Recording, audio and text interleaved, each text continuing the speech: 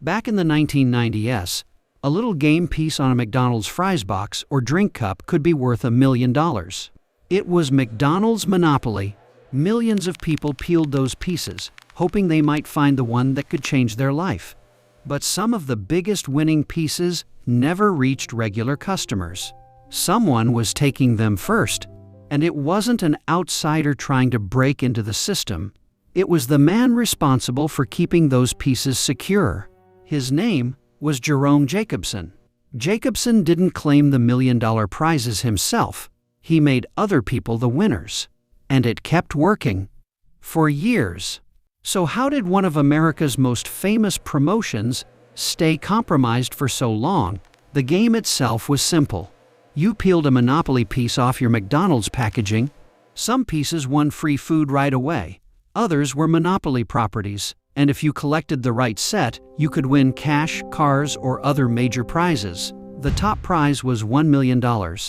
Most people never won anything big, but they kept peeling, because maybe the next one would be different.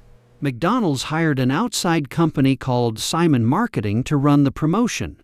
Simon Marketing handled the high-value winning pieces, including keeping them secure before they went out to customers. Jerome Jacobson worked in security there. So he wasn't the guy breaking into the vault. He was the guy guarding it. Jacobson began stealing rare winning pieces, but he had an obvious problem. He couldn't keep claiming the prizes himself.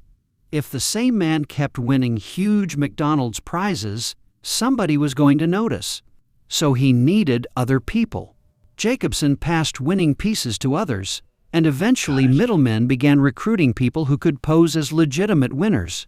They would show up and say they had found the piece by chance. McDonald's would pay the prize. Then part of the prize money went back to the people who arranged the win. What Jacobson needed was simple. Winners who looked completely unrelated to one another. Millions of customers were playing Monopoly out in public. Behind the scenes, another game was taking place.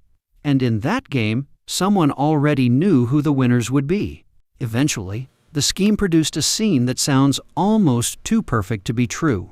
A man connected to the operation, Gennaro Colombo, appeared in an actual McDonald's television commercial as the winner of a Dodge Viper.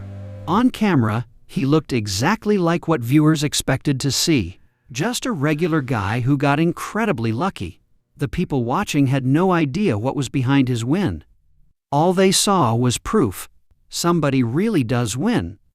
The commercial aired. The promotion kept going. And from the outside, everything looked normal.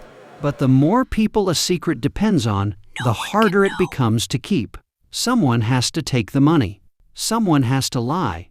Someone has to bring in the next person. Then, in 2000, the FBI received an anonymous tip.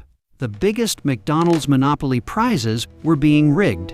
Investigators went back through previous winners. At first, they seemed completely unrelated. Different names, different states, different lives. But once the FBI started tracing the people around those winners, the same connections kept showing up. The winners led to recruiters. The recruiters led to other people. And eventually, the trail led back to Jerome Jacobson. Now the FBI had to prove it. Investigators needed to know how the pieces were being passed around, how the supposed winners got them, and where the money went afterward. So the FBI contacted McDonald's. McDonald's agreed to cooperate, but the promotion wasn't immediately shut down. If the people involved realized federal agents were watching them, they could disappear. So on the surface, Monopoly kept running. Behind the scenes, the FBI was building its case. Then the FBI posed as a television production crew. Agents approached previous winners as if they were filming a promotional show about their lucky stories. The cameras rolled. The winners were asked where they found their pieces and how they won. They thought they were being interviewed for television. They were actually talking to federal agents. A few years earlier, someone connected to the scheme had stood in front of a real McDonald's camera. Now the FBI was using a fake TV crew to point the camera back at the people behind the fraud. In August 2001, the FBI and the Justice Department moved in. The operation had a fitting name: Operation Final Answer. Jerome Jacobson and several others were arrested, and the investigation spread across multiple states. The first arrests were tied to more than $13 million in fraudulent prizes, but that was only part of it. As the investigation widened, the total value of the stolen winning pieces reached roughly $24 million. McDonald's wasn't in on the fraud.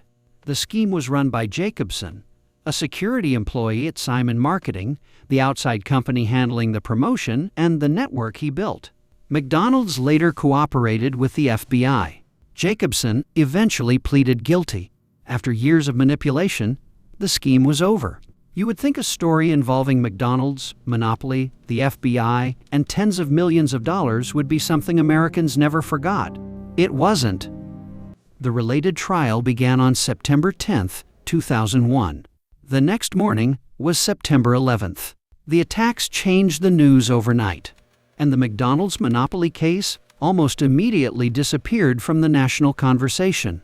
A fraud that had gone on for years and involved millions of dollars largely faded from public memory. Now go back to that little Monopoly piece. Most people who peeled one never won. That wasn't the problem. Most people lose promotional games. They still play because of one simple thought. Maybe the next one is mine.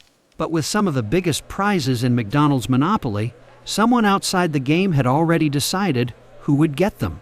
McDonald's didn't create the fraud, but the name customers saw when they peeled those pieces wasn't Simon Marketing.